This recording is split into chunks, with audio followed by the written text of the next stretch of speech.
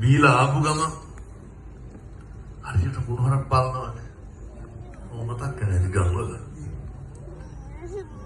තරුණයන්ට පෞරුෂය තියෙනවා මොකේද? එහෙම බිව්වත් නොබියව ගන්නට ඉන්න ඕනේ නේ. ඒ කියන්නේ ඉන්නවද ඇත්තොන්ගෙත් අර චුට්ටක් කරගත්ත ගමන් නිකන් ගම් පිටින් හාන්න ලෑස්ති වෙන යාළුවෝ. සමහරව අපේ අම්මට ඉංග්‍රීසියෙන්ම කතා කරනවා. එහෙම බොන්නත් බෑ. එහෙම කොල්ලෝ එහෙම වෙලා බෑනේ. කොල්ලෝ කියනවා මේ එකම පිට සිගරට් පැකට් එකලු. ඔක හරියන්නේ. මං ගොන් ගන්නේවා. මොකද්ද තියෙන තෘප්තිය? මං තාංචි දානව නෙමෙයි ජීවිතේට.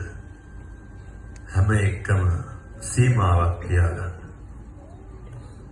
ඔය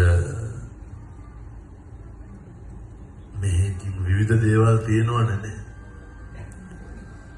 පඩිය පිටින් පුදන්න එපා හැම එකටම. ඔච්චර කිව්වත් වැඩක් නැහැ. එක ක්ලබ් එකකට ගියොත් ඉවරනේ නේ පඩිය ඉවරනේ.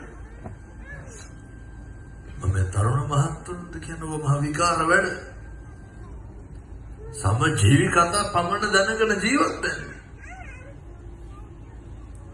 අපිට මෙහෙවට යන්න පුළුවන් පඩි හම්බෙනවද අපිට?